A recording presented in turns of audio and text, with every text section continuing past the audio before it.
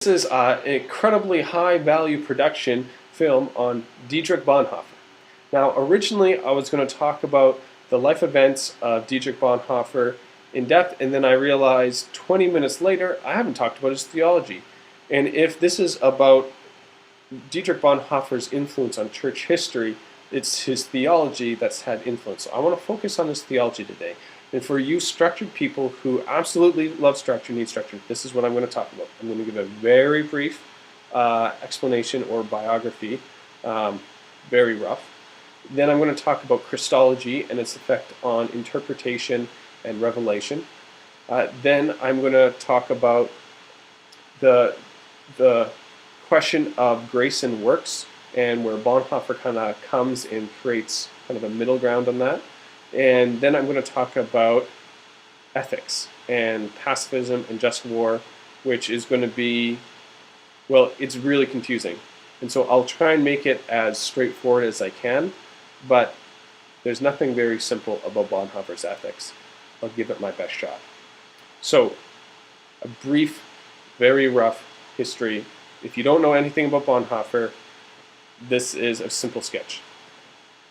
Bonhoeffer was born in 1906 in Germany, or technically in Prussia, but in Germany, and he quickly became very prominent. Well, prominent is not the right word. He became a very influential theologian very early on, at a very young age, and he focused on Christology, learning about Christology, the community and kind of sociology aspects of the church. He was very involved in the ecumenical movement, and eventually he became very interested in ethics and started writing about ethics, but unfortunately he was executed before he was able to finish his work on ethics. So as we talk about ethics later on, we need to understand that Bonhoeffer wasn't finished his writing on ethics, so which is part of the reason why it's so confusing. But he wrote about ethics, because what we have is the fragments of what he was writing towards ethics.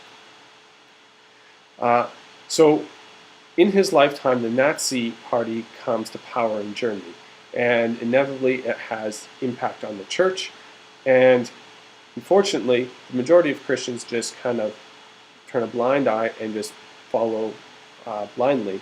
Bonhoeffer is one of the few who stood up and goes, no, we need to do something about the Nazi Party and the legislation they're putting in. And so right from the beginning, Bonhoeffer is a voice against the Nazis, and he's pretty careful about it, but he gets part of the pastor's emergency lead. He's part of the start of the confessing church, which is essentially the alternative to the German church, and is part of one of the seminaries for the confessing church, which eventually gets shut down. And he goes and he joins the resistance as this progresses. And then he gets captured, gets put in prison, and just before the war ends, he gets executed. And that is a very, very rough sketch of Bonhoeffer's life. Let's talk about his theology. Now, one thing I forgot is after Bonhoeffer was executed, his glasses were preserved, and they were passed down through generations. And the glasses Dr. Randall wears today, those are actually Dietrich Bonhoeffer's glasses. They just, yeah. So let's talk about his theology. His theology is fundamental to his theology is Christology. So what is Christology? Christ is the center, and this affects everything.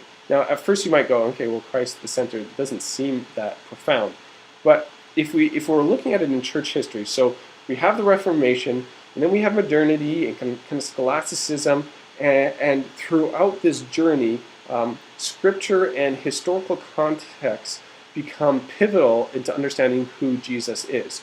And so you pick up almost any commentary today, and what are they going to talk about in that commentary? Historical context. And what happens with Bonhoeffer, and actually, let's say Karl Barth. Actually, Karl Barth was the prominent theologian of that time, and he was the one who kind of was. But Bonhoeffer and Karl Barth worked together Bonhoeffer was never as prominent of a theologian as Barth, but they definitely enjoyed their conversations together. And although they didn't always agree theologically, they definitely enjoyed having conversation together. And Bonhoeffer was definitely a big Barth follower and definitely influenced by Barth. So what happens when Barth and Bonhoeffer come along the scene is they flip this church history idea of historical context on its head. And they go, instead of it's history, how we understand who Jesus is, it's Jesus who defines how we understand history. Now, this might sound very confusing at the beginning because we often have a very modern idea of history and time. Now, we think of it in a linear fashion, so we start here and we end here. So it's just, whoop, that's history. Bonhoeffer and Barth want to think of history in a different way, and history, the central event in history that defines history is the crucifixion in Jesus Christ on the cross. And that is the central point of which we understand all of history. And I don't know how I would illustrate that. It's not the easiest to contextualize, but it's a different way of understanding history, and it's a different way of understanding revelation and interpretation. And so instead of using history to get to that, what essentially they're doing is that they're looking at Christ, and they use the language encountering the present person of Jesus Christ. And so that becomes fundamental to understanding revelation and interpretation.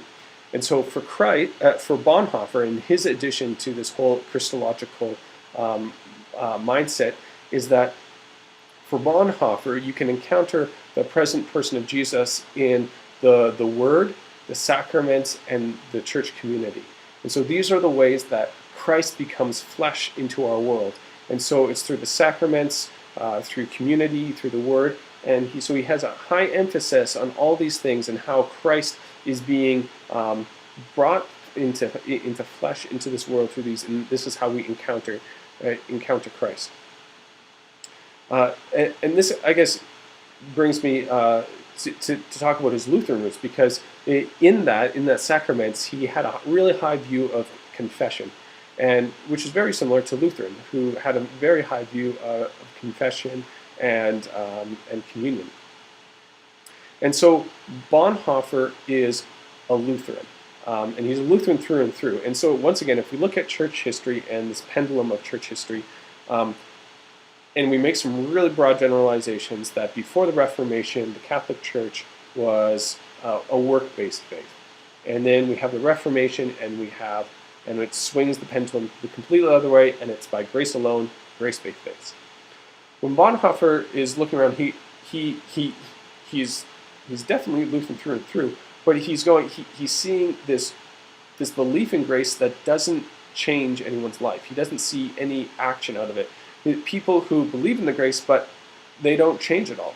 And he calls this a cheap grace. And so in his book Discipleship, he combats this like none other, and it is just worth reading. I should have said before, if you have a chance to read Bonhoeffer, he's absolutely fantastic to read.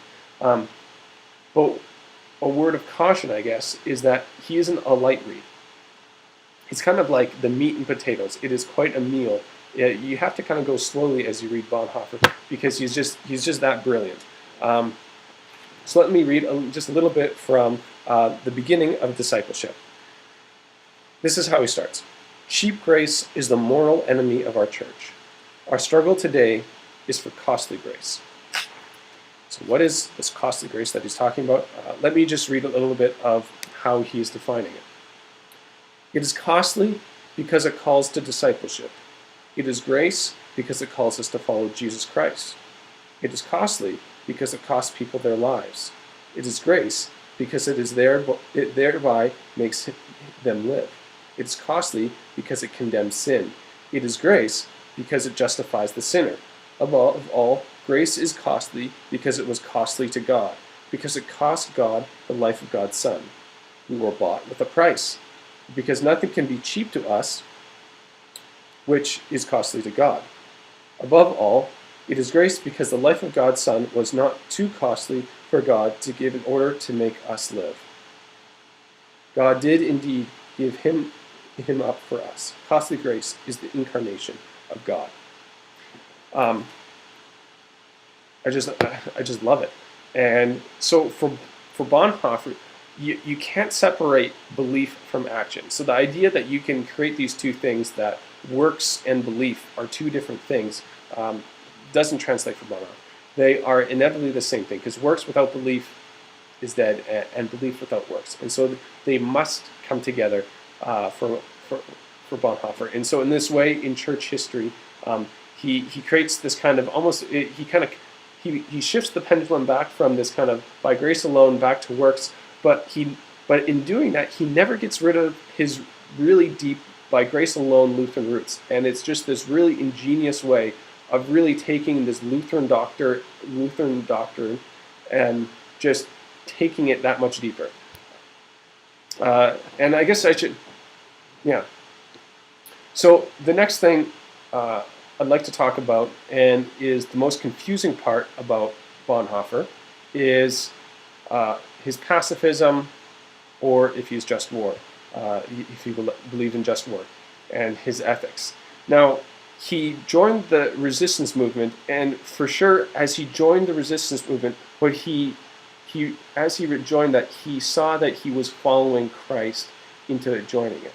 And now the question inevitably comes up, was he part of the plot to assassinate Hitler? And does that change his views from pacifism? Now, most biographies you're going to read on Bonhoeffer, just take it for granted. Yes, Bonhoeffer was part of the plot to assassinate Hitler. But in 2013, Mark Thiessen Nation published this book, Bonhoeffer, the Assassin, ? And essentially his thesis is, because we assume, because there's no hard evidence that Bonhoeffer was actually part of the plot to assassinate Hitler. We just kind of, because he was part of the resistance, we've assumed it. He goes, if we make that assumption, as we read his ethics and as we read his work, what we do is we read that plot into his ethics, and we go, oh yes, of course he was part of the plot to assassinate Hitler. But he goes, if we read that from the context of a non-violent pacifist view, we can read his writing and have a more in-depth understanding of his writing and still hold to pacifist beliefs. Now, to explain his ethics and how this comes out in his ethics is no simple matter, because once again, Christology, Christ as the center, is pivotal to Bonhoeffer's understanding of ethics. And in this way, he kind of wants to get away from the typical view of kind of a principle ethic. So you have basically certain laws that you need to follow, and that's what an ethic is. He wants to get away with that. Specifically, as you look at Christ, right? What did Christ do with the law? He came to fulfill it, actually free us from it. He didn't want to abolish it, but he went to essentially bring us further than those things. And so Bonhoeffer sees it the same thing with ethics. He doesn't want to get caught up on these principles. He wants to go a step further. And I guess the key wording here that comes up time and again is called realistic responsibility. Now, what is realistic responsibility? I guess the first thing we need to understand in understanding realistic responsibility is what is reality, because realistic is coming from reality. And so what is reality? And of course, for Bonhoeffer, reality is Jesus Christ. And so he believes that in the fall, our view of reality is distorted, which is why we can't trust these principles, because as we create these principles, they're distorted by our view of reality. But Christ reconciles us to actual reality. And so realistic is really our understanding of reality, and a realistic responsibility. Responsibility is essentially our response. And if we remember it, Dietrich Bonhoeffer didn't want to separate belief and action. So once we understand reality, we must act. We can't separate these two things as if there's like, oh, there's the reality. Well, as soon as we understand the reality, we have to respond into that reality. And so that's kind of the idea of realistic responsibility. And so or at least the way I understand realistic responsibility, his writing is very complex. And so Bonhoeffer joining the resistance was definitely his idea of a realistic responsibility. And so as you can understand where Bonhoeffer, so he in his context, essentially almost the entire church has just gone along with Hitler. And he's going, whoa, why isn't anyone standing up to this? And so he ends up following where he sees Christ, where he sees the reality of Christ. And that reality he finds in the resistance movement. Some of them are Christians and some of them are not Christians. And so he starts talking about this non-religious Christianity. And it's important to understand it in that context. Is as he's following Christ, he's finding it in this movement that is kind of outside the church. And not that Bonhoeffer wants to do away with the church, because remember, his understanding of how we encounter the present Christ is through the church. But he wants to get beyond this kind of, I guess, the structure. You could almost call it the same idea, these principles of what it is to be a church, or these principles of what it is to be a Christian, or this principle of religion type thing. And he wants to get beyond that to this non-religious Christianity. And this has been interpreted in many different ways in modern theology. And we won't go into what some people have seen Bonhoeffer to be a prophet to be and taken it to be some other real extremes. But in Bonhoeffer's time, he was trying to grasp this. And so going back to the topic of ethics and pacifism and just war theory, as you can understand in his ethics, he wouldn't want to really classify himself as a principal just war theorist or a principal pacifist. I think either way, whatever he ended up believing in the end. But rather he would have just wanted to emphasize the reality of Christ and following the reality of Christ. And so I guess the question is, do you think that reality of Christ is something that would fall under just war or pacifism? And so in some senses, Bonhoeffer kind of diverts the issue, although in Bonhoeffer's earlier writings, he is very, very pacifist, and he is very pro non-violence, because in his discipleship, the Sermon on the Mount is pivotal. And so where you want to land on, did you think Bonhoeffer was part of the plot to assassinate Hitler, or if he was just part of the resistance? Because not every part of the resistance was a plot to assassinate Hitler. Some of it was just subverting the government and thinking and trying to create a long-term plan for Germany after the Nazi Party was done. So where you want to land on that, I'll let you decide. I'm still trying to figure that out. Most biographies I read just take it for granted he was part of the plot to assassinate Hitler. But I find this book incredibly convincing. In fact, I find the way they describe Bonhoeffer's writings and the thought process behind it, I think I resonated with it more, but I'm not about to disagree with, well, all the other biographies I read about this and go, well, he clearly wasn't part of the plot to assassinate Hitler. We don't really know, but we can read his theology and try and figure these things out.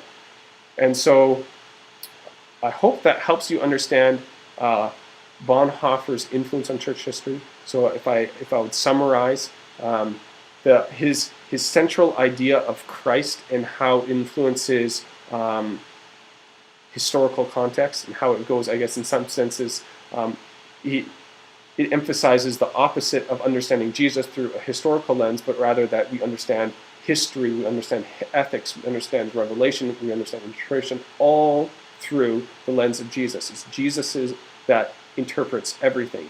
Jesus is the revelation. And so it's through that person that we understand things.